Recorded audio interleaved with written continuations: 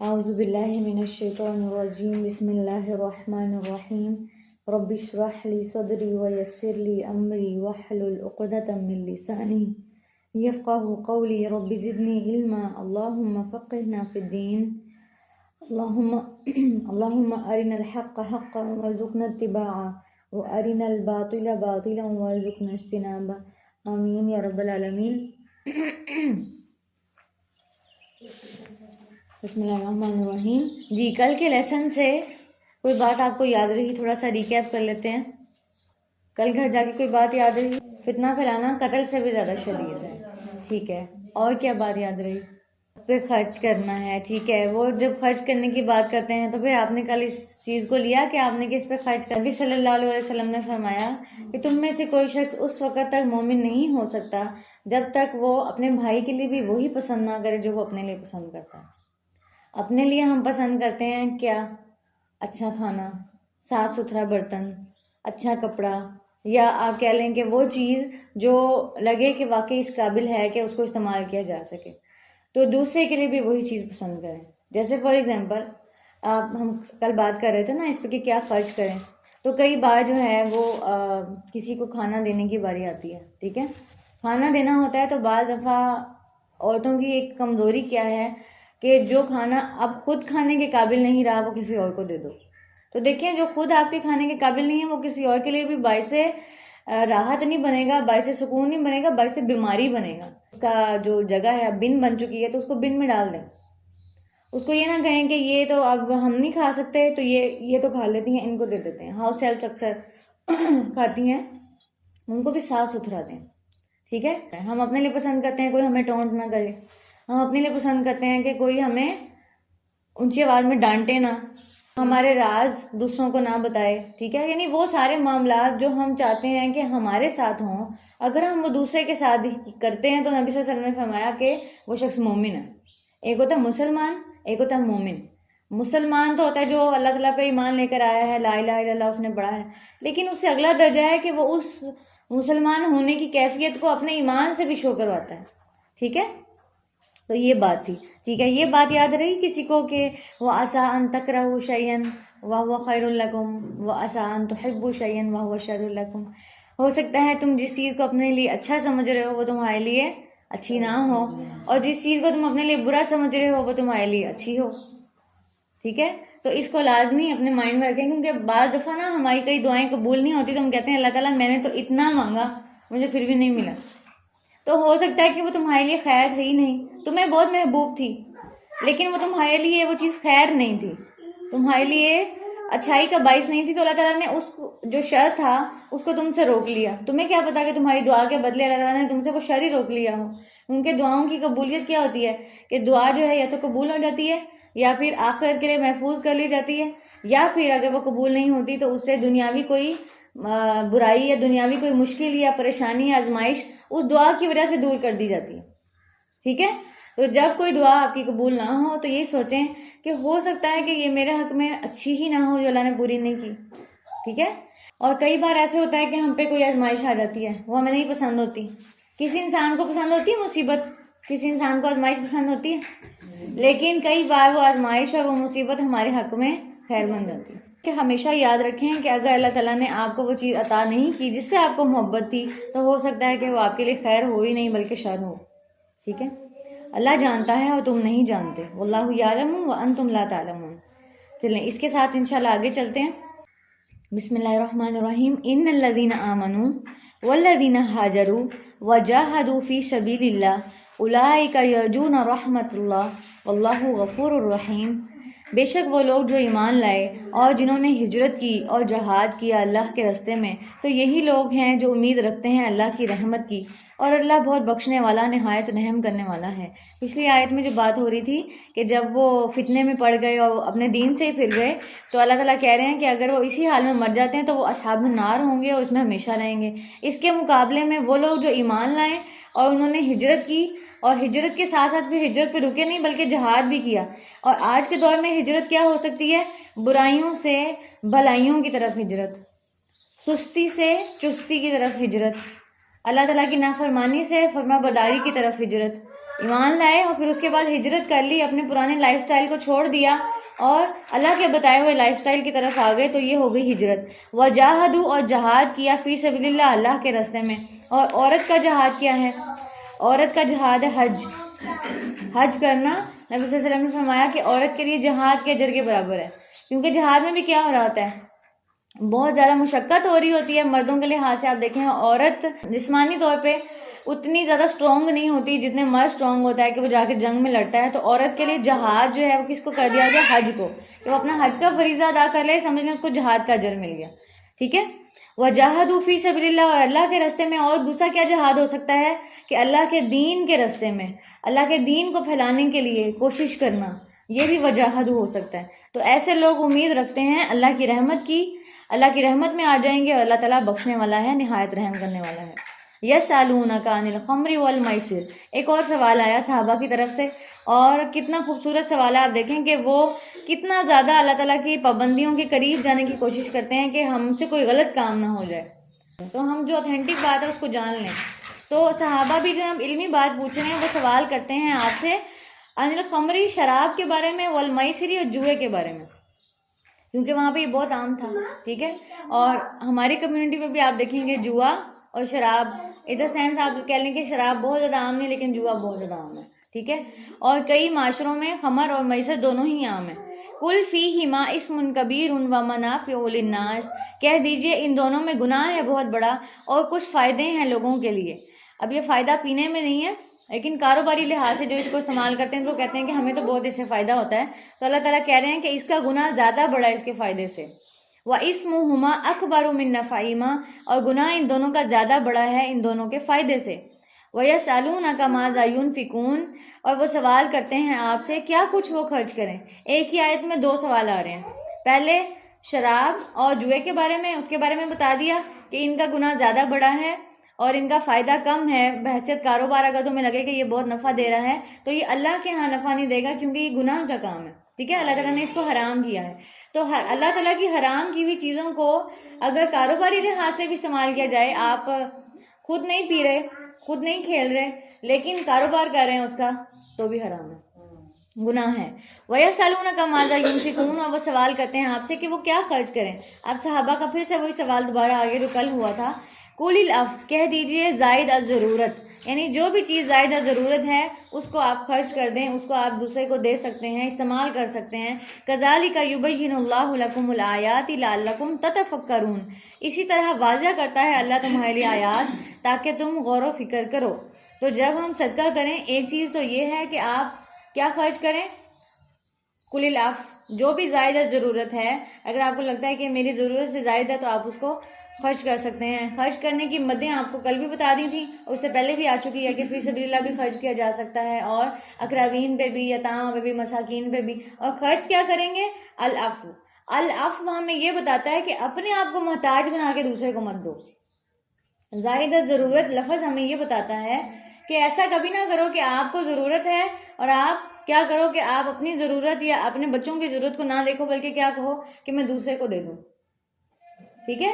نبی صلی اللہ علیہ وسلم نے فرمایا کہ کوئی اپنی وصیت میں سے بھی 1/3 سے زیادہ کی وصیت نہ کرے، کہ وہ اس نیت سے کسی اور کو نہ دے دے کہ اس کے بچے جو ہیں وہ محتاج ہو جائیں، یعنی اپنے بچوں کو دینے کی بجائے ان کو محتاج چھوڑ جائے اور کسی دوسرے کے اوپر خرچ کر جائے، تو یہ بات جو ہے وہ ٹھیک نہیں ہے۔ العفو جو ہے اس کا مطلب یہ ہے کہ جو زائد ضرورت ہو، یعنی اپنی ضرورت پوری کرنے کے بعد، تو اسلام میں اپنی ضرورت پوری کرنے کے بعد دوسرے پہ خرچ کرنا ہمیں گلٹی نہیں کرتا، ٹھیک ہے۔ لیکن اس سے اوپر کا بھی ایک لیول ہوتا ہے کہ جس میں ہم اپنی ضرورت کو پیچھے کر کے بھی دوسروں پہ خرچ کرتے ہیں، اس کے بارے میں آگے آتا ہے۔ صحابہ کرام اور نبی صلی اللہ علیہ وسلم اور دوسرے بھی جو جتنے بھی جو ہیں ایمان والے ہیں، ان کے بارے میں آتا ہے کہ ان کی خاص صفت یہ ہوتی ہے کہ وہ اپنی ذات پر دوسروں کو ترجیح دیتے ہیں، تو یہ اچھی چیز ہے۔ لیکن جہاں بات ہو رہی ہے کہ آپ اپنی بات نہیں کر رہے، جیسے فار ایگزامپل میں اپنی بات کروں تو میں کہوں گی میں اپنی ضرورت کو پیچھے کر دوں اور میں کسی دوسرے پہ خرچ کر دیتی ہوں، ٹھیک ہے، میں گزارا کر لوں گی، جو ہے مینیج کر لوں گی۔ لیکن جہاں بات ہے کہ آپ منتظم ہیں اور آپ پر اپنے بچوں کا خرچہ ہے، ٹھیک ہے، تو آپ اپنے بچوں کو نہ دیں، بلکہ کیا کریں، رشتہ داروں پہ لگائی جائیں، اور رشتہ داروں کو دے کے کیا کریں، آپ کے بچے اپنے محتاج گھر میں۔ لعلکم تتفکرون، تاکہ وہ غور و فکر کریں، پھر دنیا والآخرہ، دنیا اور آخرت میں۔ وَيَسْأَلُونَكَ عَنِ الْيَتَامَى، اب وہ سوال کرتے ہیں آپ سے یتیموں کے بارے میں. کل بھی ہم بات کر رہے تھے تو ہم نے بھی یتیموں کے بارے میں سوال کیا کہ ان پہ خرچ کریں تو کیسے خرچ کریں. یعنی اب آپ کی کفالت میں کوئی یتیم آ گیا ہے، اب ان پہ کیسے خرچ کریں. کل کہہ دیجئے اصلاحم لہم خیر، کہہ دیجئے اصلاح کرنا ان کی بہتر ہے، یعنی کہ جو بھی کام تم ان کی اصلاح کی خاطر کرو گے تو تمہیں اس کی اجازت ہے. وَإِن تُخَالِطُوهُمْ فَإِخْوَانُكُمْ، اور اگر تم ملا لو انہیں تو وہ بھائی ہیں تمہارے. یعنی ان کا مال جو ہے یا ان کے پاس بھی اگر کوئی پراپرٹی ہے تو کیا کرو کہ تم ان کو ایسے ڈیل کرو جیسے تم اپنے بھائیوں کو ڈیل کرتے ہو، یعنی ان کی اصلاح کے لیے کام کرتے ہو. ان کے پیٹھ پیچھے ان پر کوئی بھی ایسا کام نہ کرو کہ جس سے ان کی اپنی جو سیلف پراپرٹی ہے وہ ان کے کام کی نہ رہے. ٹھیک ہے، یہ آگے بھی حکم آ رہا ہے. واللہ یعلم المفسد من المصلح، اور اللہ جانتا ہے فساد کرنے والے کو اصلاح کرنے والے سے. یعنی جس کی نیت اصلاح کرنے کی ہوگی اور وہ اس وجہ سے اس بچے پر سختی کر رہا ہوگا یا اس کو ڈسپلن کرنے کے لیے کوئی ایسی بات ہے تو اللہ تعالیٰ اس کو بھی جانتا ہے. اور کس کا مقصد صرف دل کی تنگی کی وجہ سے اس بچے پہ ٹارچر کرنا ہے، اس کو اللہ تعالیٰ یہ بھی جانتا ہے. ٹھیک ہے. وَلَوْ شَاءَ اللَّهُ لَأَعْنَتَكُمْ، اور اگر چاہتا اللہ، البتہ وہ مشکل میں ڈال دیتا تمہیں. یعنی اگر کہہ دیا جاتا کہ اس کے لیے جو ہے تم علیحدہ کھانا پکاؤ، یتیم تمہارے گھر میں رہ رہا ہے تو تم اس کے مال میں سے علیحدہ پکاؤ اور اپنے مال میں سے علیحدہ پکاؤ، اور خرچہ جو ہے وہ کمبائن نہیں کر سکتے تو کتنی مشکل ہو جاتی ہے، ایک سادہ سیلف زندگی بھی رکھنی مشکل ہو جاتی. تو کیا کیا کہ اکٹھا پکا لو. اگر اس کا مال تمہارے پاس ہے تو اس پہ کچھ اگر خرچہ کرنا ہے تو وہ تم اس کے مال میں سے بھی خرچ کر سکتے ہو، لیکن معروف طریقے سے. وَلَوْ شَاءَ اللَّهُ لَأَعْنَتَكُمْ، اگر چاہتا اللہ البتہ مشکل میں ڈال دیتا تمہیں. ان اللہ عزیز الحکیم، بے شک اللہ بہت زبردست ہے، حکمت والا ہے. وَلَا تَنْكِحُوا الْمُشْرِكَاتِ حَتَّى يُؤْمِنْ، اور نہ تم نکاح کرو مشرکہ عورتوں سے یہاں تک کہ وہ ایمان لے آئیں.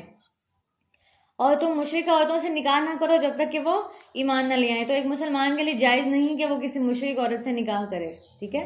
وَلَأَمَةٌ مُؤْمِنَةٌ خَيْرٌ مِّن مُّشْرِكَةٍ وَلَوْ أَعْجَبَتْكُمْ، البتہ لونڈی، یعنی کہ اگر کوئی کہہ لیں کہ اس دور میں تو لونڈی غلام ہوتے تھے، اور آج کے دور میں آپ کہہ سکتے ہیں کہ اگر کوئی متوسط گھرانے کی نہیں ہے بلکہ غریب گھرانے کی ہے لیکن مومنہ ہے تو وہ تمہارے لیے زیادہ بہتر ہے کہ اس سے مشرکہ سے. من مشرکۃ، مشرکہ عورت سے. ولو اعجبتکم، اگرچہ وہ اچھی لگے تمہیں. یعنی مشرکہ عورت اگر خوبصورتی کے لحاظ سے، مال کے لحاظ سے، اسٹیٹس کے اعتبار سے تمہیں اچھی بھی لگے تو تم اس کے مقابلے میں اس کو چوز کرنے کی بجائے کس کو چوز کرو؟ مومن عورت کو. ٹھیک ہے، مومنہ عورت کو، کیونکہ تم خود بھی کیا ہو؟ ایمان لانے والے. تو تمہارے نکاح سے تمہارے ایمان کا تعلق بہت مضبوط ہے، کیونکہ اس کے بعد آگے جو آنے والی اولاد ہے اس کا بھی ایک دین رہتا ہے. ٹھیک ہے. جب وہ مشرکہ ہوگی عورت، مشرک مرد ہوگا یا مشرک عورت ہوگی، اور سیم حکم جو ہے وہ عورتوں پہ بھی لگتا ہے کہ وہ مشرک مردوں سے شادی نہ کریں. ٹھیک ہے، جیسے کہ یہاں پہ آ رہا ہے وَلَا تُنْكِحُوا الْمُشْرِكِينَ حَتَّى يُؤْمِنُوا، اور نہ تم نکاح کر دو مشرک مردوں سے یہاں تک کہ وہ ایمان لے آئیں. ٹھیک ہے. تو مردوں کو بھی اجازت نہیں ہے کہ وہ مشرک عورت سے شادی کریں، اور مشرک مردوں سے اجازت نہیں ہے شادی کرنے کی مومنہ عورتوں کو. ٹھیک ہے، کیونکہ دونوں صورتوں میں آپ دیکھیں کہ جب آگے اولاد ہوگی تو وہ ڈیوائیڈ ہوگی، وہ جو ہے کسی ایک دین پر نہیں ہوگی. اس کے دین میں جو باپ یا ماں کا آنسر ہے وہ شرک کی طرف جا رہا ہوگا، دوسرا جو ہے وہ بالکل ٹوٹلی اس کے اپوزٹ ہے. کہ آپ دیکھیں کہ اہل کتاب میں شادی کرنا جائز ہے. اہل کتاب میں شادی کرنے کیوں جائز ہے؟ کیونکہ ان کا جو خدا ہے وہ بھی کیا ہے؟ اللہ تعالیٰ. ٹھیک ہے، یعنی وہ اللہ تعالیٰ کو مانتے ہیں. پھر اس کے بعد آگے وہ کیا کرتے ہیں؟ اس میں شرک کرتے ہیں. ٹھیک ہے. تو یہ مشرک ان کی بات ہو رہی ہے، وہ اس والے شرک کی بات نہیں ہو رہی کہ اللہ پہ ایمان لاتے ہیں اور ساتھ اور کو بھی انہوں نے جو ہے وہ شریک بنایا ہوا تو وہ مشرک ہو گئے. ان کو تو اہل کتاب کہتے ہیں. ٹھیک ہے، اہل کتاب ہیں لیکن اس کے اندر انہوں نے اپنے عقیدے میں شرک شامل کر لیا. مشرک وہ ہیں جو اللہ کو مانتے ہی نہیں ہیں اور بالکل بت پرستی کی طرف ہیں، یا کسی اور دین پہ جو ہے وہ یقین رکھتے ہیں جس میں اللہ تعالیٰ پہ کوئی ایمان نہیں ہے، تو ایسے نکاح سے منع کیا گیا. وَلَعَبْدٌ مُؤْمِنٌ خَيْرٌ مِّن مُشْرِكٍ وَلَوْ أَعْجَبَكُمْ، البتہ غلام مومن بہتر ہے مشرک مرد سے اور اگرچہ وہ اچھا لگے تمہیں. یعنی دونوں صورتوں میں. اب یہ اس کمیونٹی کو بھی کہا جا رہا ہے کیونکہ وہاں پر دیکھیں کہ ایک ہی گھر میں 2-3 مذہب ہو گئے تھے. آپ دیکھیں کہ حضرت ابوبکر صدیق جو ہیں وہ ایمان لے کر آتے ہیں، اور ان کی جو پہلی بیوی ہیں جو حضرت اسما کی والدہ ہیں وہ ایمان لے کر نہیں آتی. ٹھیک ہے. اور جو ان کی دوسری بیوی ہیں جن سے حضرت عائشہ کی پیدائش ہوئی، 2 بیویاں تھیں حضرت ابوبکر صدیق کی، حضرت اسما کی ماں اور تھیں اور حضرت عائشہ کی ماں اور تھیں، ٹھیک ہے. تو حضرت اسما کی جو والدہ ہیں وہ ایمان لے کر نہیں آتی، اور اس کا ہمیں کہاں سے پتہ چلتا ہے کہ جب نبی صلی اللہ علیہ وسلم کے پاس حضرت اسما آتی ہیں، ان سے پوچھتی ہیں کہ میری والدہ جو ہیں وہ میرے پاس آتی ہیں اور وہ اسلام لے کر نہیں آئیں، تو کیا مجھے ان سے اچھا سلوک کرنا چاہیے؟ ٹھیک ہے. تو نبی صلی اللہ علیہ وسلم نے فرمایا کہ سلی امی کی اپنی والدہ سے اچھا سلوک کرو، ٹھیک ہے. اگر وہ مشرک بھی ہیں تو کیا ہے کہ ان سے سلوک اچھا کرنا ہے، ٹھیک ہے. یعنی اگر کوئی مشرک مرد ہے یا مشرک عورت ہے، وہ آپ کی کلیگ ہے، آپ کسی ایسی جگہ پہ رہ رہے ہیں کسی دوسرے ملک میں، پاکستان میں بھی اگر آپ دیکھیں وہ نیبرز ہیں، اس کا مطلب یہ نہیں ہے کہ ان کے حقوق ختم ہو گئے ہیں یا ان سے صحیح سے بات نہیں کرنی یا ان کے انسانی حقوق نہیں ان کو دینے اور عزت سے ان کو گرا دینا. یہاں نکاح کی بات ہو رہی ہے، صرف حقارت کی بات نہیں ہو رہی کہ ان کو حقیر سمجھ لینا ہے، ٹھیک ہے. تو یہاں سے یہ بات یاد رکھیں کہ نکاح کی جب بات ہوگی تو وہاں پہ پریفرنس سب سے پہلے ایمان ہوگا، پھر اس کے بعد کوئی اور رشتہ داری یا سٹیٹس ہوگا. لیکن جب ہم بات کریں گے تعلقات کی، تو تعلقات میں اگر کوئی مشرک آپ کے تعلق میں ہے اور وہ بائی بورن مشرک ہے یا پھر آپ ریورٹ ہو گئے ہیں، ٹھیک ہے، اسلام لے آئے ہیں وہ نہیں آئے، تو پھر آپ کیا کریں گے؟ ان کے ساتھ اچھا معاملہ کریں گے تاکہ وہ آپ کے دین کو دیکھ کے اس کی طرف آئیں. اولئک یدعون الی النار، اور یہی لوگ ہیں جو بلاتے ہیں طرف آگ کے. یعنی اگر تم ان سے شادی کر لو گے تو کیا ہوگا کہ تمہارا اپنا ایمان بھی خراب ہو جائے گا، تمہارے اپنے جو ایمان کے اندر بھی ہے شرک داخل ہو جائے گا. تو وہ تمہیں کس کی طرف بلا رہے ہیں؟ آگ کی طرف بلا رہے ہیں. واللہ یدعو الی الجنۃ والمغفرۃ باذنہ، اور اللہ بلاتا ہے تمہیں طرف جنت کے اور بخشش کے اپنے اذن سے. یعنی اللہ تعالیٰ جب جس چیز کی طرف بلا رہا ہے وہ کیا ہے کہ تم مومنہ عورت یا مومنہ مرد سے شادی کرو، تو زیادہ غلبہ کیا ہوگا کہ اس کا بھی جو گول ہوگا وہ جنت ہوگی، اس کا بھی جو گول ہوگا وہ اللہ کی مغفرت ہوگی. دوسرے جو آپ کا اسپاؤس ہے اس کی تو یہ پیورٹی ہوگی نہیں اگر وہ مشرک ہوگا کہ کیا جنت اور کیا مغفرت اور کون اللہ، ٹھیک ہے. تو اللہ تعالیٰ تو چاہتا ہے کہ تم جنت اور بخشش کے حقدار بن جاؤ. وَيُبَيِّنُ آيَاتِهِ لِلنَّاسِ لَعَلَّهُمْ يَتَذَكَّرُونَ، وہ واضح کرتا ہے اپنی آیات کو لوگوں کے لیے تاکہ وہ نصیحت پکڑیں. ایک اور سوال، وَيَسْأَلُونَكَ عَنِ الْمَحِيضِ، وہ سوال کرتے ہیں آپ سے حیض کے بارے میں. قل کہہ دیجئے ہوا وہ اذن اذیت ہے، فاعتزلوا تو الگ رہو النساء عورتوں سے فی المحیض حیض میں، ولا تقربوہن اور نہ تم قریب جاؤ ان کے، حتی یطہرن یہاں تک کہ وہ پاک ہو جائیں. فاذا تطہرن پھر جب وہ اچھی طرح پاک ہو جائیں، فاتوہن من حیث امرکم اللہ تو آؤ ان کے پاس جہاں سے حکم دیا تمہیں اللہ نے. ان اللہ یحب التوابین ویحب المتطہرین، بے شک اللہ محبت رکھتا ہے بہت توبہ کرنے والوں سے اور وہ محبت رکھتا ہے پاک صاف رہنے والوں سے. اب یہ آیت یہاں پہ کیوں آئی اور انہوں نے کیوں ایسا سوال کیا صحابہ نے؟ کیونکہ وہ کنفیوز تھے اس بارے میں. یہود کا اور نصارہ کا طریقہ آپس میں بالکل ڈیفرنٹ تھا اور دونوں اہل کتاب سے. یہود کیا کرتے تھے، جیسے میں نے کل بھی بتایا تھا آپ کو، کہ وہ اپنی عورتوں کو حیض کے دنوں میں الگ کر دیتے تھے، ٹچ بھی نہیں کرتے تھے، ان کا ہاتھ کا کچھ بھی پکا ہوا نہیں کھانا اور بستر بھی الگ کر دیں اور بہت زیادہ ایک کہہ دیں کہ اچھوت قسم کا معاملہ. اور اس کے مقابلے میں نصارہ جو تھے وہ کوئی فرق نہیں کرتے تھے، ٹھیک ہے. یعنی کسی لحاظ سے جو ہے وہ ان میں مناہی نہیں ہوتی تھی، یہاں تک کہ وہ ہم بستری بھی کر لیا کرتے تھے.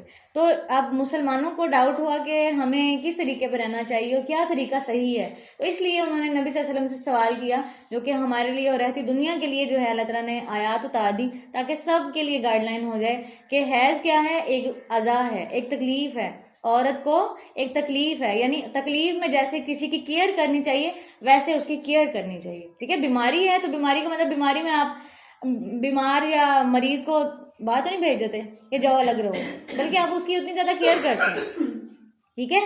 تو یہ ایک اذیت ہے تو اس میں کیا کرو کہ ان سے تم الگ رہو، یعنی ہم بستری نہ کرو. اور جب وہ پاک ہو جائیں یطہرنا پاک ہو جائیں، پھر اس کے بعد پھر تطہرنا، ٹھیک ہے. 2 ورڈ آئے ہیں، حتی یطہرنا فائزہ تطہرنا. یہ 2 بار کیوں آیا ہے؟ پہلے ہے ان کا پاک ہو جانا، دوسرا ہے ان کا غسل کر لینا، ٹھیک ہے. ایک چیز ہے پاکی، ایک چیز ہے غسل. تو جو مباشرت ہے یا ہم بستری ہے وہ پاک ہونے کے بعد بھی جائز نہیں ہے جب تک کہ غسل نہ کر لیا جائے، ٹھیک ہے. تو حتی یطہرنا نہیں ہے، فائزہ تطہرنا کے بعد ہے بات. تو دونوں پاکیزگی ہونی چاہیے. پھر اس کے بعد تم کیا کرو، تم ان کے قریب آ سکتے ہو جیسا کہ اللہ نے تمہیں حکم دیا، ٹھیک ہے. تو اس سے بات واضح ہوتی ہے کہ اگر یہ آیات، یہ حصے، یہ چھوٹے چھوٹے الفاظ نہ آتے تو ہم کنفیوز ہی رہتے کہ پتہ نہیں اللہ تعالیٰ کا کیا حکم ہے ہماری طرف. تو یہاں پہ کیوں اللہ تعالیٰ نے کہا من حیث امرکم اللہ، جہاں سے اللہ تمہیں حکم دیتا ہے. تو اللہ تمہیں حکم دیتا ہے جہاں سے اللہ تعالیٰ نے حیض کا رستہ رکھا ہے، وہی مرد اور عورت کا ملنے کا رستہ ہے. اور اللہ تعالیٰ جو ہے اس پہ بہت زیادہ غضبناک ہوتا ہے جو اپنی بیوی کے پاس دبر کے رستے آئے، یعنی ایسی جگہ سے جہاں سے وہ خود تو شاید سکون لے لے لیکن بیوی کو سکون نہیں ملے گا، اور وہ رستہ اللہ نے رکھا ہی نہیں ہے. ٹھیک ہے. تو من حیث امرکم اللہ، جہاں سے اللہ تمہیں حکم دیتا ہے. اللہ تعالیٰ کس کو محبت کرتا ہے؟ پاک صاف رہنے والوں کو اور توبہ کرنے والوں کو. اگر کچھ ایسے پہلے ہو گیا ہے توبہ کر لو، اور اب کس بات کا خیال رکھو کہ پاک صاف ہو کر ہی تعلق کیا جائے گا. اور اللہ تعالیٰ محبت کرتا ہے پاک صاف رہنے والوں کو. نساؤکم حرث لکم، عورتیں تمہاری کھیتی ہیں تمہارے لیے. اب یہ جو ورڈ آ گیا کھیتی ہیں، اس سے بات واضح ہوگی کہ کھیت میں انسان کیا کرنے جاتا ہے. کھیت میں انسان بیج بوتا ہے، اس میں سے نسل آتی ہے، اس میں سے فصل آتی ہے، اور اس نسل کو دیکھ کے، اس فصل کو دیکھ کے انسان کو خوشی ہوتی ہے. تو نکاح کا مقصد یا عورت کے پاس جانے کا مقصد کیا ہونا چاہیے کہ اللہ تعالیٰ نے اس کو تمہارے لیے کھیتی بنایا ہے. تو صرف ایسا نہ کرو کہ تم تعلق تو کرو لیکن کیا کرو، اس سے کوئی نسل آگے نہ بڑھاؤ. ٹھیک ہے. تو نسل بڑھانے کا یہاں پہ حکم آ رہا ہے کہ نساؤکم حرث لکم، کھیتی ہے تمہاری. تو کھیت کو اگر فار ایگزامپل آپ کھیت میں جائیں اور اس میں کوئی بیج نہ ڈالیں تو وہ کیا رہے گا؟ ہمیشہ جوان تو نہیں رہے گا، ہمیشہ پھلتا پھولتا تو نہیں رہے گا. یہی بات ہے کہ عورتوں کے اندر بھی اللہ تعالیٰ نے کچھ ہارمونز ایسے رکھے ہیں کہ اگر اس کو صرف ایز اے بیوی سارے فرائض پورے کرنے پڑیں اور وہ کبھی ماں نہ بنے، یا کبھی اس کے ساتھ وہ ہارمون اس کے جسم میں آئیں ہی نہ، ایک جسم جو ہے وہ مزید گرو کرتا ہے. عورتیں تمہاری کھیتی ہیں. فَأْتُوا حَرْثَكُمْ أَنَّ شِئْتُمْ، تو آؤ اپنی کھیتی میں جس طرح سے تم چاہو. ٹھیک ہے. کوئی ٹائم فکس نہیں ہے. وَقَدِّمُوا لِأَنفُسِكُمْ، اور آگے بھیجو اپنے نفسوں کے لیے. کیا بھیجو آگے اپنے نفسوں کے لیے؟ ایک تو یہ کہ اسے جب تم اولاد چاہو گے تو اس کی تربیت بھی پھر ایسی کرو کہ تم آگے اس کو صدقہ جاریہ کے طور پہ بھیج سکو. وَقَدِّمُوا لِأَنفُسِكُمْ، آگے اپنے نفسوں کے لیے بھی کچھ بھیجو. وَاتَّقُوا اللَّهَ، اور ڈرو اللہ سے. وَاعْلَمُوا، اور جان لو. أَنَّكُمْ مُلَاقُوهُ، کہ تم اس سے ملنے والے ہو. آپ اب دیکھیں کہ یہ آیت ہمیں بتاتی ہے کہ پرسنل لائف میں بھی ہمیں اللہ سے ڈرنا چاہیے. وَاتَّقُوا اللَّهَ وَاعْلَمُوا أَنَّكُمْ مُلَاقُوهُ، تم اللہ سے ملنے والے ہو. تم اپنے بیوی کے معاملے میں، شوہر کے معاملے میں بھی اللہ کو جواب دے ہو. تم اللہ سے ملنے والے ہو. جب یہ آیت انسان کو یاد رہتی ہے تو کبھی بھی انسان دوسرے کا حق نہیں مارتا، اور خاص طور پہ میاں بیوی کا حق، اور خاص طور پہ ایک دوسرے کی جو کہہ لیں کہ رسپیکٹ ہے، اور این پرسنل معاملات میں بھی وہ اللہ سے ڈرے. وَاتَّقُوا اللَّهَ، وہاں پہ بھی اللہ کے ڈر کو یاد رکھے. وَبَشِّرِ الْمُؤْمِنِينَ، اور خوشخبری دے دیجئے ایمان لانے والوں کو. وَلَا تَجْعَلُوا اللَّهَ عُرْضَةً لِإِيمَانِكُمْ أَن تَبَرُّوا وَتَتَّقُوا وَتُصْلِحُوا بَيْنَ النَّاسِ، اور نہ تم بناؤ اللہ کو آڑ اپنی قسموں کے لیے کہ نہ تم نیکی کرو گے اور نہ تم تقوی کرو گے اور نہ تم صلح کرواؤ گے درمیان لوگوں کے. وَاللَّهُ سَمِيعٌ عَلِيمٌ، اور اللہ خوب سننے والا، خوب جاننے والا ہے. اب یہاں پر آیت میں جو حکم آ رہا ہے وہ کیا ہے کہ اللہ کے نام پر ایسی قسمیں مت کھاؤ جس سے تم نے نیکی تو نہیں کرنی بلکہ کیا کرنی ہے، لوگوں کے درمیان صلح کروانے کی بجائے، تقوی کرنے کی بجائے، نیکی کرنے کی بجائے کس کی قسمیں کھا لو جو اللہ کو پسند نہیں ہے. جیسے اللہ کی قسم میں تم سے کبھی بات نہیں کروں گا، اللہ کی قسم دوبارہ تم میری شکل نہیں دیکھو گے، اللہ کی قسم میں تو اس کو کبھی دوں گا ہی نہیں، اللہ کی قسم میں تو کبھی نہیں معاف کروں گا اس کو. تو اللہ تعالیٰ کہہ رہے ہیں کہ میرے نام کی آڑ لے کے، وَلَا تَجْعَلُوا اللَّهَ عُرْضَةً، اللہ کو آڑ بنا کے اپنی قسموں کی ایسے کام مت کرو جس میں نیکی ہی نہیں ہے، جس میں اللہ کا ڈر ہی نہیں ہے، اور جس میں صلح والا معاملہ نہیں ہے. ٹھیک ہے. اور اللہ تعالیٰ سننے والا ہے، جاننے والا ہے. لا یؤاخذکم اللہ باللغو فی ایمانکم، نہیں مؤاخذہ کرے گا اللہ تمہارا ساتھ لغو کے تمہاری قسموں میں. ولاکن یؤاخذکم بما کسبت قلوبکم، اور لیکن وہ مؤاخذہ کرے گا تمہارا بوجہ اس کے جو کمایا تمہارے دلوں نے. واللہ غفور حلیم، اور اللہ بہت بخشنے والا، بہت حلم والا ہے. یہاں پہ کیا بات ہو رہی ہے؟ قسمیں دو قسم کی ہوتی ہیں. نمبر ایک، لا یؤاخذکم اللہ باللغو، لغو قسمیں. لغو کا مطلب ہوتا ہے عادتاً کسی کی زبان پہ چڑھا ہے. واللہ، عربوں میں بہت زیادہ ہر بات کے ساتھ واللہ تاللہ بہت استعمال کرتے ہیں. اور پاکستانیوں میں کیا ہوتا ہے؟ قسمیں. قسمیں میں کام نہیں کیتا، قسمیں. وہ جو قسمیں والا ورڈ ہے وہ کہیں پہ بھی فٹ ہو جاتا ہے. کئی لوگوں کے اندر یہ بہت عادت ہوتی ہے، کئی لوگوں کے اندر نہیں ہوتی. ٹھیک ہے. تو جن لوگوں کے اندر بہت عادت ہوتی ہے تو اللہ تعالیٰ کہہ رہے ہیں کہ اللہ تعالیٰ تمہاری جو زبان کی عادت ہے اس پہ تمہاری پکڑ نہیں کرے گا. ٹھیک ہے. عادتاً بات منہ سے نکلتی ہے اس پہ پکڑ نہیں ہوگی، بلکہ کس پہ پکڑ ہوگی؟ وَلَٰكِن يُؤَاخِذُكُم بِمَا كَسَبَتْ قُلُوبُكُم، جس کا تمہارے دل نے ارادہ کر لیا، یعنی تم نے دل سے بولا ہے اس کو، یعنی ارادہ کر کے قسم کھائی ہے، نکل گئی یا اس پہ نہیں ہے پکڑ، ٹھیک ہے؟ یعنی اگر کوئی ایسی بات ویسے نکل گئی منہ سے یا گناہ کا نکل گیا کوئی جملہ، تو اس پہ اللہ تعالیٰ پکڑ نہیں کرے گا، اس پہ تو معذرت کی جا سکتی، توبہ کی جا سکتی ہے، لیکن جو دل کے ارادے کے ساتھ کھائی جاتی ہیں قسمیں، ان پہ اللہ تعالیٰ پکڑ کرے گا اگر کہ وہ غلط قسم ہے۔ اللہ غفور حلیم، اور اللہ تعالیٰ تو بخشنے والا، حلم والا ہے، یعنی صبر کرتا ہے اللہ تعالیٰ تمہارے معاملے پہ، تو تم اسے بخشش طلب کر لو۔ للذین یؤلون من نسائہم، ان لوگوں کے لیے جو ایلا کرتے ہیں اپنی عورتوں سے، تربص، انتظار کرنا ہے، اربعۃ اشہر، 4 مہینے، فإن فاؤوا فإن اللہ غفور رحیم، پھر اگر وہ رجوع کر لیں تو بے شک اللہ بخشنے والا ہے، نہایت رحم کرنے والا ہے۔ اب یہ ایلا کیا ہے؟ ہر 2 آیتوں کے بعد حکم بدل رہا ہے، تو یہاں پر جو ہے عورتوں کے لحاظ سے پہلے جو ہے نکاح کے احکامات آئے، اور اس کے بعد پھر جو ہے مباشرت کے احکامات آئے، اور اب جو ہے وہ آ رہے ہیں ایلا کرنے کے احکامات۔ ایلا یہ ہوتا ہے عربوں میں، یہ تو عام تھا، اور شاید آپ اپنی کمیونٹی میں بھی کہیں دیکھتے ہوں کہ وہ کہا کرتے تھے کہ اپنی بیوی کو طلاق دینے کا ایک طریقہ کیا ہوتا تھا کہ وہ کہتے تھے تم مجھ پر ایسے ہو جیسے میری ماں کی پشت، یعنی تم میرے لیے ایسے ہو جیسے میری ماں ہے، میری ماں مجھ پر حرام ہے تو تم بھی میرے پہ حرام ہو، اور یہ طلاق دینے کا ایک طریقہ ہوتا تھا، ٹھیک ہے؟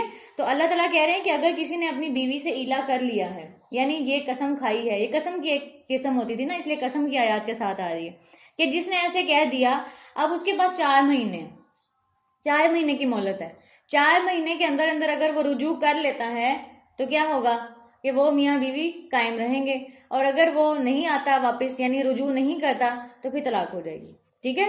وَإِنْ عَزَمُوا الطَّلَاقَ فَإِنَّ اللَّهَ سَمِيعٌ عَلِيمٌ، اور اگر وہ عزم کر لیں طلاق کا تو بے شک اللہ خوب سننے والا، خوب جاننے والا ہے، یعنی انہوں نے طلاق کی، اس آدمی نے طلاق کی نیت سے یہ کام کیا، ٹھیک ہے؟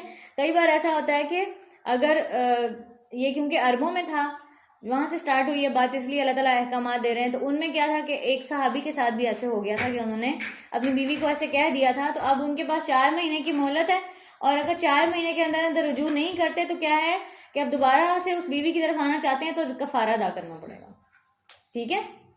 یعنی اب جرمانہ دے کے آنا پڑے گا۔ 4 مہینے کے اندر کوئی جرمانہ نہیں ہے، تم اپنی صلح کر سکتے ہو، لیکن 4 مہینے اگر صلح نہیں کرتے تو پھر اب تمہیں دوبارہ اگر اب یاد آیا کہ تم نے صلح کرنی ہے تو اب تم ایسے نہیں صلح کر سکتے، اب تمہیں اس کا جرمانہ ادا کرنا پڑے گا، ٹھیک ہے؟ وہ بھر کے پھر تم اس کی طرف آؤ گے۔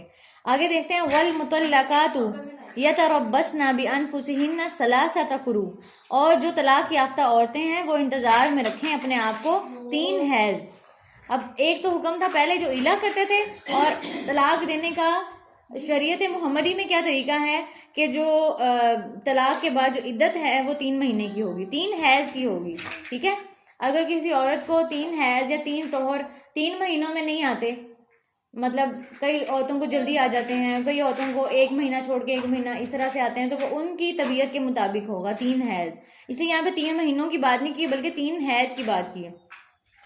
جو طلاق یافتہ عورتیں ہیں جب ان کو طلاق ہوگی تو وہ کتنا عرصہ انتظار کریں گی؟ 3 حیض انتظار کریں گی عدت میں۔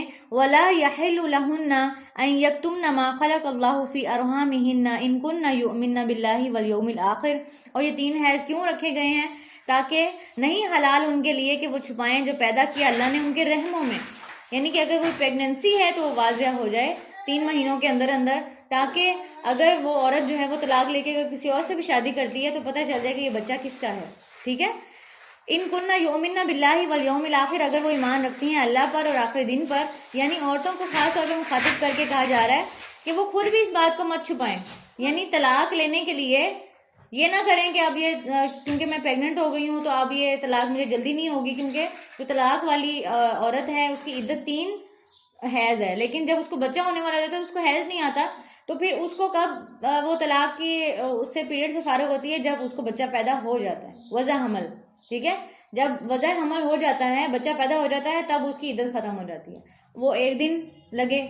وَبُعُولَتُهُنَّ، اور شوہر ان کے احق بِرَدِّهِنَّ، زیادہ حقدار ہیں ان کو لوٹانے کے، فی ذَلِکَ، اس میں، ان ارادوا اصلاح، اگر وہ ارادہ کریں اصلاح کا، یعنی کہ اگر شوہر جو ہے وہ زیادہ حقدار ہے کہ ہو سکتا ہے کہ اس کو پتہ چلے کہ میں باپ بننے والا ہوں، تو شاید وہ اصلاح کا ارادہ کر لے اور لوٹ آئے، تو عورتوں کو چھپانا نہیں چاہیے تاکہ میں طلاق ہو ہی جائے اور اس مرد سے مجھے جان چھوٹے.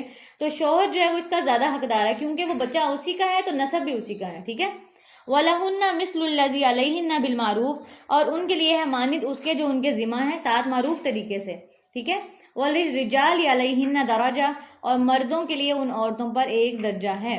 مردوں کے لیے درجہ ہے، اس وجہ سے ان کو فوقیت دی جا رہی ہے اولاد کے معاملے میں، کہ اب اولاد جو ہے کیونکہ باپ کے نان نفقے سے پلتی ہے، اس کی ذمہ داری ہوتی ہے، تو عورتوں کے لیے کیا جائز نہیں ہے کہ وہ اپنے رحم میں جو بچہ ہے اس کو چھپا لیں تاکہ وہ اس سے طلاق حاصل کر سکیں. تو اس معاملے میں معروف کے مطابق معاملہ کریں، کیونکہ مردوں کو ایک درجہ زیادہ دیا گیا ہے اس معاملے میں. ٹھیک ہے. بحیثیت باپ بھی اور بحیثیت شوہر بھی. واللہ عزیز حکیم، اور اللہ بہت زبردست ہے، حکمت والا ہے. الطلاق مرتان، طلاق 2 بار ہے. ٹھیک ہے. فَإِمْسَاكُمْ بِمَعْرُوفٍ أَوْ تَسْرِيحٌ بِإِحْسَانٍ، تو پھر روک لینا چاہیے ساتھ بھلے طریقے کے، یا رخصت کر دینا چاہیے ساتھ احسان کے. وَلَا يَحِلُّ لَكُمْ، تمہارے لیے حلال نہیں، أَن تَأْخُذُوا مِمَّا آتَيْتُمُوهُنَّ شَيْئًا إِلَّا أَن يَخَافَا أَلَّا يُقِيمَا حُدُودَ اللَّهِ، کہ تم لے لو اس میں سے جو دیا تم نے انہیں کچھ بھی، مگر یہ کہ وہ دونوں ڈریں کہ نہ وہ دونوں قائم رکھ سکیں گے حدود کو اللہ کی. اب یہاں پہ کیا بات ہو رہی ہے؟ 2-3 احکامات ہیں، ذرا غور سے سن لیں. نمبر 1، طلاق 2 بار ہے. طلاق 2 بار کا مطلب ہے کہ 2 بار رجوع کا حق ہے. 2 طلاقوں کے بعد عورت اگر 3 مہینے کی عدت گزار بھی لیتی ہے، پھر بھی اس عورت کے ساتھ دوبارہ نکاح ہو سکتا ہے. ٹھیک ہے. یعنی پہلی طلاق ہوئی، اس کے بعد عدت کا موقع تھا، عدت کے اندر رجوع کر لیا، ٹھیک ہے، رجوع ہوگا، میاں بیوی بن گئے، یعنی میاں بیوی ہی رہے، طلاق واقعہ نہیں ہوئی. لیکن اگر 3 مہینے کی عدت گزر گئی، اب طلاق ہو گئی. اب 3 مہینے کی عدت کے بعد کسی کو یاد آیا کہ جی میرے بچے ہیں اور وہ میرے بغیر نہیں رہ سکتے، یا میں ان کے بغیر نہیں رہ سکتا، مجھے رجوع کرنا ہے، تو اللہ تعالیٰ نے کیا آپشن دیا کہ اب طلاق کے بعد بھی، یعنی ایک طلاق ہو گئی ہے تو آپس میں نکاح ہو سکتا ہے. ٹھیک ہے. نیا نکاح ہوگا، نیا حق مہر ہوگا اس عورت کو، اور اس کے بعد پھر دوبارہ زندگی میں کبھی جھگڑا ہوا، پھر طلاق دے دی ایسے، اور پھر عدت میں اس کو رجوع نہیں کیا، تو اب کیا ہے، یہ 2 ٹائمز ہو گیا. 2 ٹائمز تک تو مہلت تھی. اب 3rd ٹائم جو ہے نا، 3rd ٹائم بھی اگر ایسے ہو گیا، یعنی تیسری دفعہ پھر کبھی جھگڑا ہوا، پھر طلاق دے دی، تو اب کیا ہے، اب وہ عورت بائنہ ہو گئی، حرام ہو گئی، اب دوبارہ نکاح نہیں ہو سکتا. ٹھیک ہے. یعنی اب کتنے چانس دے دیے، تو چانسز ہیں یہ کہ اللہ تعالیٰ نے چانسز دیے، آپ نے ان چانسز سے فائدہ نہیں اٹھایا، اب وہ عورت حرام ہے. ٹھیک ہے. اب یہ جو حلالہ والی سچویشن جو ہے ہمارے معاشرے میں عام ہو چکی ہے، وہ بھی تب ہوتی ہے کہ جب عورت حرام ہو جاتی ہے اور دوسرا کوئی رستہ نہیں ہوتا اس مرد تک واپس نکاح میں آنے کا، تو اپنے خود سے ایک ذریعہ گھڑ لیتے ہیں کہ کسی اور کے ساتھ نکاح کرے، پھر اس کے ساتھ رہے، پھر اس کو چھوڑے، پھر اسی مرد کے ساتھ دوبارہ نکاح کر سکتی ہے. یہ اتفاقاً ہو جائے تو جائز ہے، خود سے کروانا جائز نہیں ہے. نبی صلی اللہ علیہ وسلم نے اس پہ لعنت کی ہے، حلالہ کرنے والے پہ بھی اور کروانے والے پہ بھی. ٹھیک ہے. تو اگر کسی کے ساتھ نیچرلی ایسے ہو جاتا ہے کہ اس نے چھوڑ دیا تھا اس عورت کو، پھر اس کا کہیں اور نکاح ہو گیا، اور وہ شخص مر گیا، یا اس کو دوبارہ نکاح ہو گئی، یا بہت عرصے بعد اس کو جو ہے اپنے بچے ملے اور اس نے سمجھا کہ میں دوبارہ اپنی بیوی کے ساتھ رہنا چاہتا ہوں یا اس عورت کے ساتھ رہنا چاہتا ہوں، تو دوبارہ نکاح ہو سکتا ہے اس صورت میں کہ درمیان میں جو ہے وہ ایک مرد سے وہ پہلے شادی کر چکی ہے.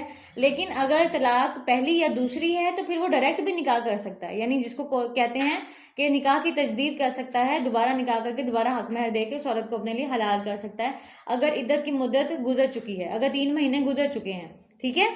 کہ اگر اسلام کو پڑھ لیا جائے، سمجھ لیا جائے تو زیادہ بہتر نہ ہو جائے کہ انسان کے پاس احکامات تو ہونا کم از کم. اب آپ کہیں گے کہ یہ کیوں اتنا عام ہو گیا، تو پیچھے جو نکاح والے معاملے ہیں وہ کون سا نہیں خراب ہمارے معاشرے میں؟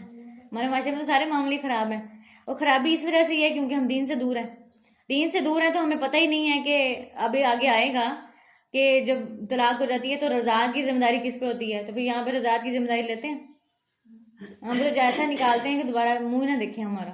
اللہ تعالیٰ نہیں ایسے احکامات دیتے. اللہ تعالیٰ دماغ کو ہوش میں رکھ کے کام کرنے کا حکم دیتے ہیں.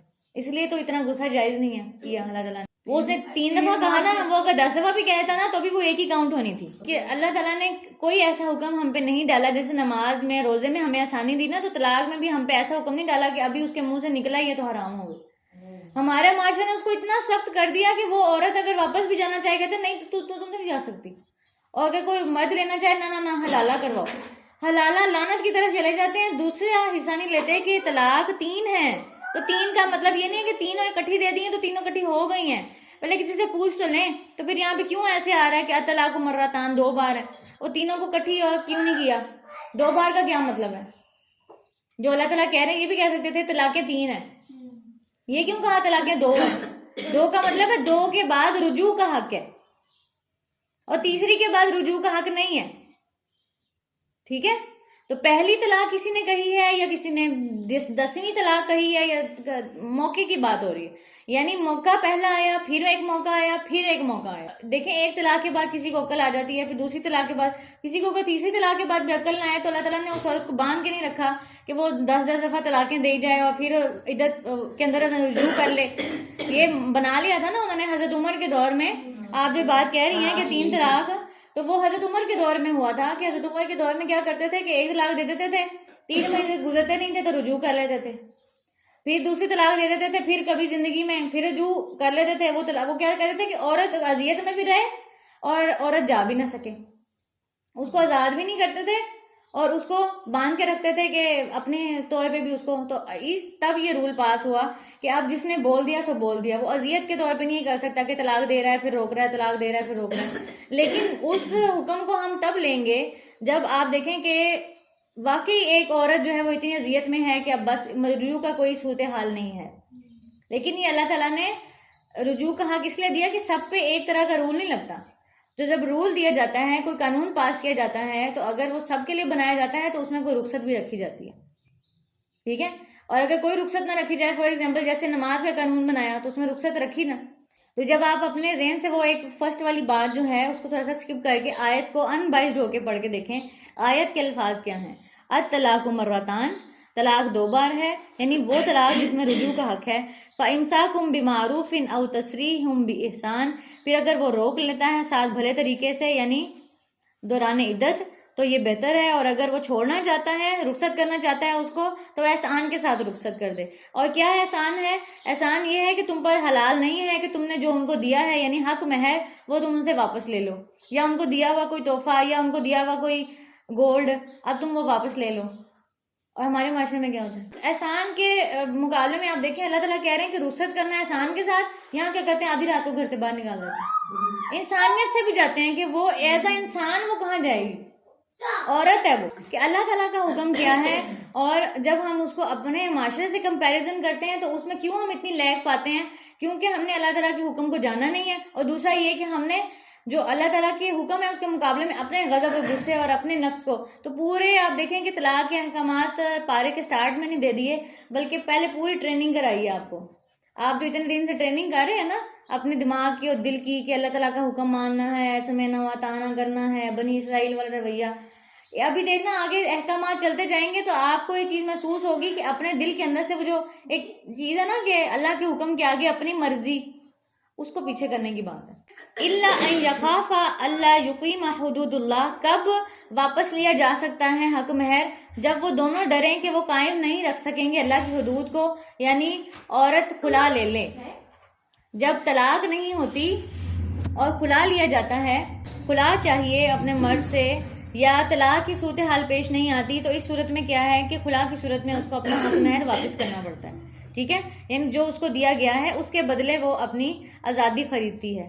فَإِن خِفْتُمْ أَلَّا يُقِيمَ حُدُودَ اللَّهِ، پھر اگر خوف کھاؤ تم کہ تم دونوں قائم نہیں رکھ سکو گے اللہ کی حدود کو، یعنی ایک دوسرے پہ زیادتی کرو گے یا تم لوگوں کا گھر نہیں چل سکے گا، جب صلح ہوتی ہے اس کے بعد پھر لڑائیاں شروع ہو جاتی ہیں اور کسی صورت آپ سمجھتے ہیں کہ بجائے اس طرح ساتھ رہنے کے لڑ کے ہم کیا کرتے ہیں سکون سے الگ الگ ہو جاتے ہیں، تو تم پہ کوئی گناہ نہیں. فلا جناح علیہما، تو نہیں کوئی گناہ ان دونوں پر.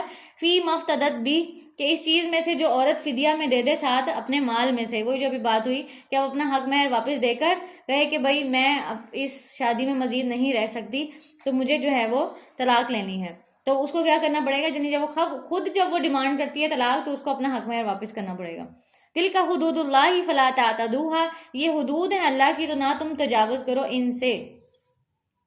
تو اللہ کی حدود، اب بات ہوئی تھی نا کہ وہی حدود ہم اپناتے ہیں جو ہم پہ اپنانا آسان ہوتا ہے، وہی ہم اللہ کے راستے میں چھوڑتے ہیں جو ہمیں چھوڑنا آسان ہوتا ہے. کھانا پینا چھوڑنا آسان ہے وہ چھوڑ لیتے ہیں، حرام مال سے تو نہیں رکتے. اسی طرح کیا کرتے ہیں کہ وہاں تک حدود اللہ کی فالو کرتے ہیں جہاں تک ہمیں پتا ہے کہ ہمارے پہ آسان ہے. جہاں اللہ کی حدود ہمیں لگے کہ نہیں یہ تو میرے اس سے اوپر جا رہی ہیں، تو وہاں پہ اللہ کی حدود کا خیال نہیں رکھتے.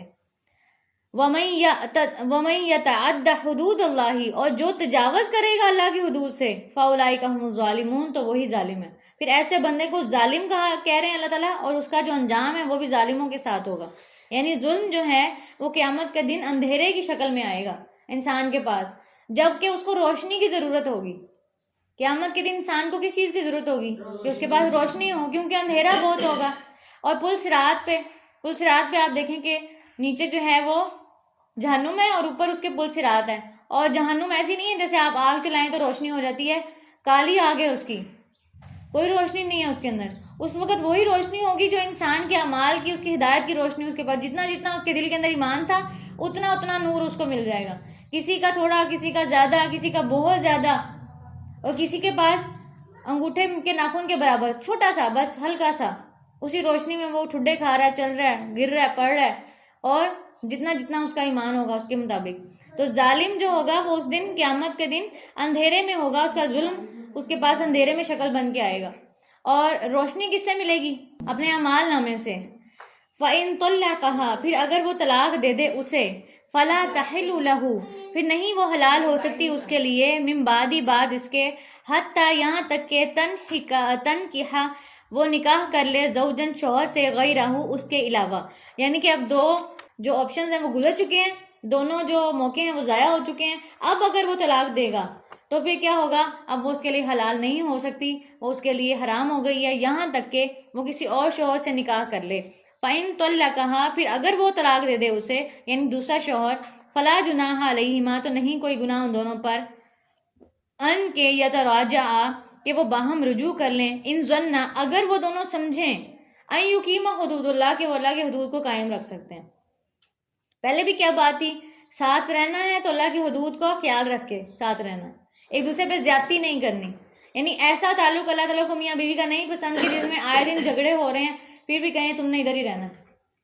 نہیں، پھر کیا ہے؟ اللہ کی حدود قائم نہیں رکھ سکتے، الگ ہو جاؤ. ٹھیک ہے؟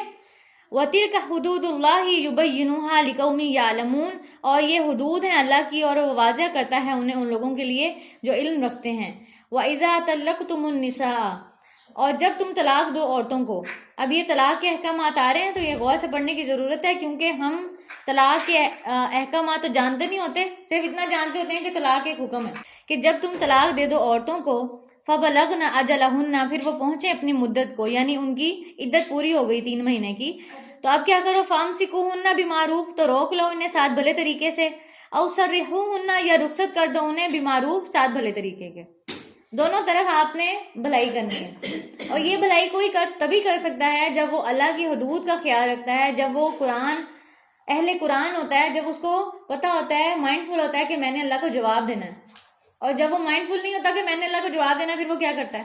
زیادتیاں رکھتا ہے تو زیادتی کرتا ہے، اور نہیں رکھتا تو بھی زیادتی کر کے نکالتا ہے. وَلَا تُمْسِكُوهُنَّ ضِرَارًا لِتَعْتَدُوا، اور نہ تم روکے رکھو انہیں تکلیف دینے کے لیے تاکہ تم زیادتی کرو. یعنی عورت کے حقوق کو اللہ تعالیٰ کیسے پروٹیکٹ کر رہے ہیں. وَمَن يَفْعَلْ ذَلِكَ فَقَدْ ظَلَمَ نَفْسَهُ، اور جو کوئی کرے گا ایسا تو تحقیق اس نے ظلم کیا اپنے نفس پر. وَلَا تَتَّخِذُوا، اور نہ تم بناؤ، آیات اللہ، اللہ کی آیات کو، ہزواً مذاق. یعنی یہ نہ کرو کہ طلاق دی، رجوع کر لیا، اور رجوع کرنے کا مقصد یہی تھا.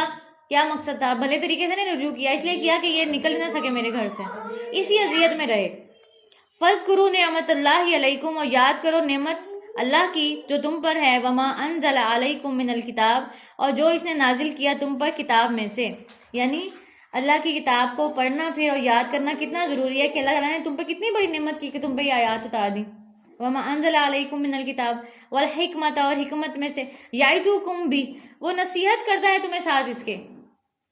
اللہ ہمیں نصیحت کر رہا ہے. تو جس طرح ہم باقی احکامات کو سمجھتے ہیں، یعنی حقوق اللہ کو ہم سمجھتے ہیں، حقوق اللہ کا معاملہ سمجھتے ہیں کہ اللہ تعالیٰ کی طرف سے نصیحت آئی ہے تو ہم اس کے لیے جواب دیں. نماز نہیں پڑھی، تم گنہگار ہو. روزہ نہیں رکھا، گنہگار ہو. استطاعت کے مطابق حج نہیں کیا، گنہگار ہو. استطاعت کے باوجود زکوٰۃ نہیں دی، گنہگار ہو. حقوق العباد کو کوئی معاملہ ہی نہیں سمجھتے ہم. حقوق اللہ کے سارے معاملے ہیں. اللہ کو جواب دینا ہے اللہ کے معاملوں کے لیے، بندوں کے معاملوں کے لیے نہیں دینا. حقوق العباد کا معاملہ زیادہ سخت ہے. اللہ تعالیٰ اپنے حقوق میں سے کچھ معاف کر سکتا ہے, بندوں کے حقوق تب تک معاف نہیں کرتا جب تک وہ معاف نہیں کرتے. تو حقوق العباد کے معاملے میں ہمیں ڈرنا چاہیے, اس لحاظ سے ڈرنا چاہیے کہ میں اللہ کو جواب دوں. ہم انسان, آپ دیکھیں کہ ایک رب ہے اور دوسری طرف انسان ہے. اللہ تعالیٰ اپنے بندے کو کتنا ویلیو کر رہا ہے کہ میں یہ نہیں معاف کرے گا میں بھی نہیں کروں گا, حالانکہ وہ تو رب ہے اور وہ انسان ہے. نیتوں کو تو اللہ بہتر جانتا ہے نا, ٹھیک ہے. حساب کتاب کا معاملہ تو اللہ تعالیٰ نے خود کرنا ہے. انسان کو کیا جج کرے گا, وہ اللہ تعالیٰ خود ہی جج کر لے گا. واتقوا اللہ, اور ڈرو اللہ سے. وَاعْلَمُوا, اور جان لو, ان اللہ بِكُلِّ شَيْءٍ عَلِيمٌ, اللہ تعالیٰ خوب جاننے والا ہے ہر چیز کو. تو ہر چیز میں اللہ تعالیٰ, آپ دیکھیں پرسنل معاملات میں پہلے جب ہم نے بات کی تھی کہ میاں بیوی ایک دوسرے کے لیے لباس ہیں, کھیتی ہیں, تو تب بھی ہم نے کیا پڑھا تھا, واتقوا اللہ.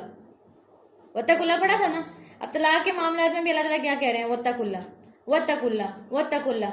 تقویٰ کتنا ضروری ہے, تقویٰ کتنا ضروری ہے ہماری زندگی میں. اور تقویٰ کیا ہے کہ اللہ تعالیٰ کی محبت میں اس کی پسند کے کام کرنا اور اللہ کی نافرمانی نہ کرنا اس کی ناراضگی کے ڈر سے. تو اگر ہم اللہ تعالیٰ کی پسند کے کام تو کریں اس کی رضامندی کے لیے, اس کو راضی کرنے کے لیے, لیکن اس کی نافرمانی کے کام نہ چھوڑیں, تو یہ تقویٰ پورا نہیں ہوا نا. پھر آپ سمجھ رہے ہیں میری بات کو, میں کیا سمجھانا چاہ رہی ہوں. تقویٰ کیا ہے کہ ہم اللہ تعالیٰ کی رضا کے کام کر لیں اور سمجھیں کہ اللہ راضی ہو گیا, لیکن اسی سیم کنڈیشن میں اللہ تعالیٰ کی ناراضگی کے کام نہ چھوڑیں. تو پھر کیسا تقویٰ ہوا, تقویٰ تو نہ ہوا نا. جیسے ہم بات کر رہے تھے کہ روزہ رکھا تو اللہ تعالیٰ کو راضی کر لیا, لیکن روزے میں جھوٹ بول لیا, روزے میں دھوکہ دے دیا, تو پھر تقویٰ ہوا. اللہ تعالیٰ نے کیا کہا تھا کہ روزے تم پر کیوں فرض کیے گئے ہیں, لعلکم تتقون, تاکہ تم بچ جاؤ, یعنی تمہیں تقویٰ آ جائے, تمہیں پتہ چل جائے کہ اللہ تعالیٰ کو کیسے راضی کرنا ہے. اللہ تعالیٰ کو راضی کرنے کے لیے کچھ اپنے نفس پہ صبر بھی کرنا پڑتا ہے. روزے میں صبر کرتے ہیں نا, روزے میں صبر کرتے ہیں, صرف کھانے پینے سے صبر کرتے ہیں یا دوسری برائیوں سے بھی. تو یہی چیز اللہ تعالیٰ سکھانا چاہتے ہیں کہ جیسے روزے میں تم رک گئے ہو اللہ کی حدود پہ, عام اپنی زندگی میں بھی اللہ کی حدود پہ رک جاؤ. ہم روزے میں رک جاتے ہیں کھانے پینے سے, منہ میں ڈالنا بھی پسند نہیں کرتے کہ اوہ میرا روزہ ٹوٹ جائے گا. یہ اللہ کی حد ہے نا, کہ اس حد سے آگے نہیں جانا. تو معاشرتی معاملات میں بھی اللہ تعالیٰ نے کچھ حدود رکھی ہیں, اس حد سے بھی آگے نہیں جانا. یہ بھی تقویٰ ہے, ٹھیک ہے. تو جیسے ہم اللہ کے حقوق میں اللہ سے ڈرتے ہیں, ویسے ہمیں بندوں کے حقوق میں بھی اللہ سے ڈرنا چاہیے. وَإِذَا طَلَّقْتُمُ النِّسَاءَ, اور جب تم طلاق دو عورتوں کو, فَبَلَغْنَ أَجَلَهُنَّ, پھر وہ پہنچے اپنی مدت کو, یعنی اب ان کی عدت پوری ہو گئی ہے. فَلَا تَعْضُلُوهُنَّ أَن يَنكِحْنَ أَزْوَاجَهُنَّ, کہ نہ تم ان کو روکو کہ وہ نکاح کر لیں اپنے شوہروں سے. اذا تراضوا, جب وہ باہم رضامند ہو جائیں, بینہم بالمعروف, آپس میں بھلے طریقے سے. یعنی اگر میاں بیوی راضی ہیں صلح کرنے پہ, تو تم ایز اے فیملی ممبر ان کو نہیں رکھو گے کہ نہیں تم نے نہیں اس کے ساتھ رہنا. آپ دیکھیں اللہ تعالیٰ کیسے پکڑ پکڑ کے ایک ایک چیز کو ایکسپلین کر رہے ہیں, یہ نہ کرنا, یہ نہ کرنا, کیونکہ اللہ کو پتا تھا انہوں نے کرنا.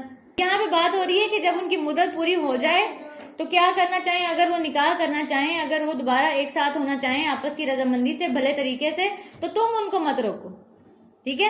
ذالک یوعظ بہ, یہ نصیحت کی جاتی ہے ساتھ اس کے, من کان منکم یؤمن باللہ والیوم الآخر, اس کی جو ہو تم میں سے ایمان رکھتا اللہ پر اور آخری دن پر.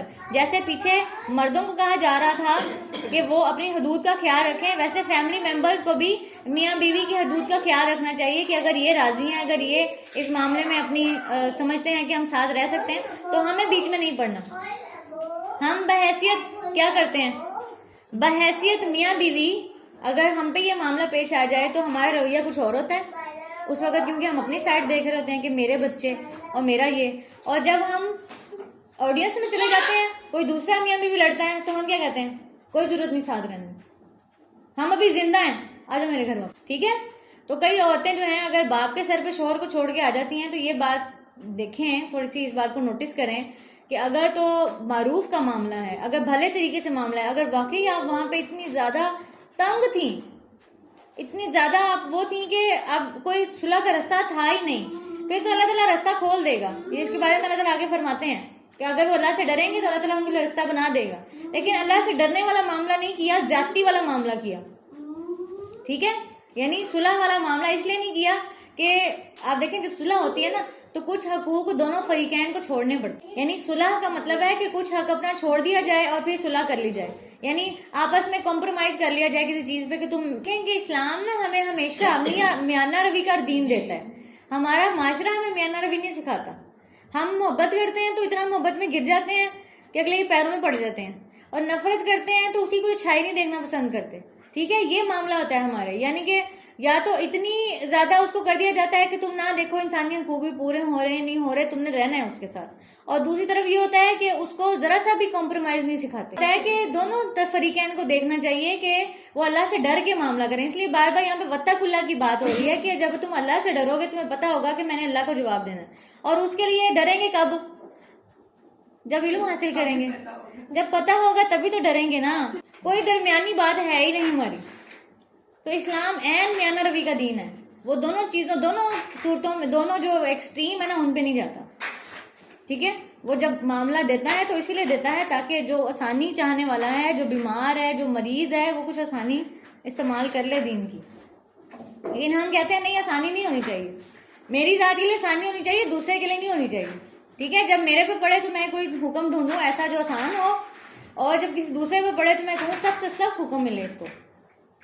تو یہ تو اللہ تعالیٰ تو ایسے جج نہیں کرتا نا ہمیں. اللہ تعالیٰ تو تمام انسانوں کو ایک جیسا ڈیل کرتا ہے اور ایک جیسا حکم دیتا ہے تاکہ سب کے لیے آسانی ہو جائے. یہ اللہ تمہیں وصیت کرتا ہے اس کی اگر تم ایمان رکھتے ہو اللہ پر اور آخری دن پر. ذالکم ازکا لکم واطہر, یہ بات زیادہ پاکیزہ ہے تمہارے لیے, اور ازکا ہے وہ اطہر ہے زیادہ پاکیزہ ہے اور زیادہ پاک ہے. ازکا کا عربی میں مطلب جو ہے اور اطہر کا وہ دونوں مختلف ہوتے ہیں, لیکن اردو میں اس کو ایک ہی لفظ نوٹ کیا ہوا ہے. ازکا کا مطلب ہوتا ہے کہ جس میں انسان گناہوں سے پاک ہوتا ہے, اور اطہر کا مطلب ہوتا ہے جس میں انسان جسمانی طور پہ پاک ہوتا ہے. ٹھیک ہے, تو ہر لحاظ سے روحانی اور جسمانی پاکیزگی تمہاری کس کے اندر ہے کہ تم اللہ کے حکم کو مانو. واللہ یعلم وانتم لا تعلمون, اور اللہ جانتا ہے اور تم نہیں جانتے. چلیں یہاں کیونکہ طلاق کے احکامات چل رہے تھے تو میں آج یہاں تک مکمل کرتی ہوں, کیونکہ آگے رضاعت کے احکامات شروع ہو جائیں گے. ٹھیک ہے, تو ان کو ہم کل پھر ایک ہی اسٹریچ میں پڑھیں گے, رضاعت کے بھی اور سارے. تو آج ہم طلاق کے احکامات پہ ہی مکمل کرتے ہیں. سبحانک اللہم و بحمدک اشہد ان لا الہ الا انت استغفرک و اتوب الیک. ربنا تقبل منا انک انت السمیع العلیم وتب علینا انک انت التواب الرحیم. آمین یا رب العالمین.